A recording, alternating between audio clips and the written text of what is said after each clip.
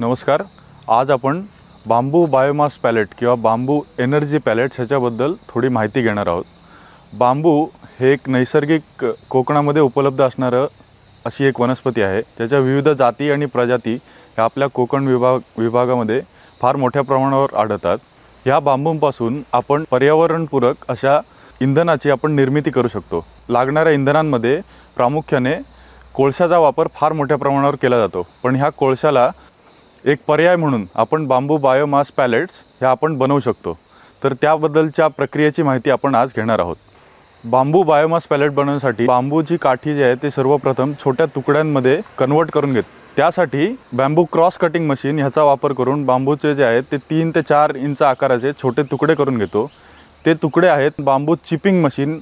या मशीनच्या मदतीने आपण त्याचे चिप्स किंवा छोट्या आकाराचे तुकडे करून घेतो, जेणेकरून आपल्याला बांबूची जी पावडर बनवण्यासाठी याची उपयुक्तता फार मोठ्या प्रमाणावर वाढते। बांबूचे चिप्स बनवून झाल्यानंतर बांबूची पावडर बनवण्यासाठी परत एकदा आपण बांबू चिपर ह्याच्या सहाय्याने ती आपण बांबू चिप्स परत मशीनमध्ये फीड करून त्याची पावडर केली जाते।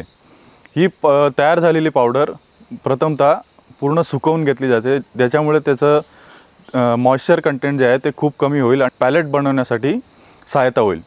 अशी सुकवून झालेल्या पावडरीमध्ये आपण विविध प्रकारचे बाइंडिंग एजंट घालतो, ज्याच्यामुळे जे पॅलेट आहे ते खूप दिवसांकरिता स्टोअर करून ठेवता येते। तसेच त्याच्यामध्ये असणारे जे मॉइश्चर आहे ते कमीत कमीरित्या रिटेन केले जाते। विविध प्रकारच्या बाइंडरमध्ये मुख्यत्वे करून ज्या विविध प्रकारच्या ऑइल बेअरिंग सीड्स आहेत, जसे की साल डॉक, तसेच आपले काजूच्या बियांचे बाहेरील आवरण इत्यादी प्रकारच्या बियांचा आपण वापर करतो।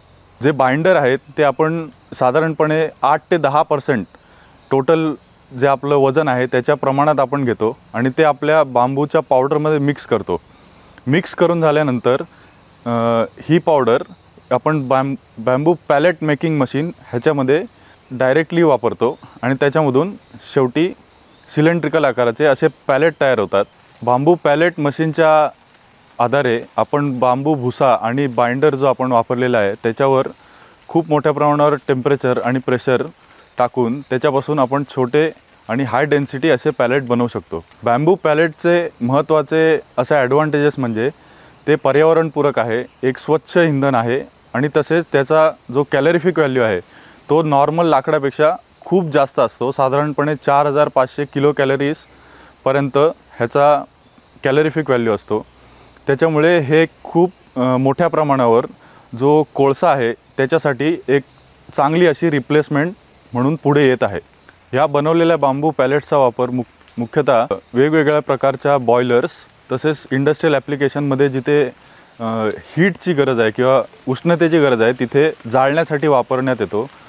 हे जे बांबू पॅलेट्स आहेत ते आपण रोज वापरणाऱ्या कोळसा किंवा डिझेल ह्यांच्यापेक्षा खूप चांगले अशा प्रकारचे मानले जाते, कारण त्याच्यामध्ये कॅलरीफिक व्हॅल्यू जास्त असून त्याच्यामधून जो कार्बन उत्सर्जन आहे ते खूप कमी प्रमाणात होते।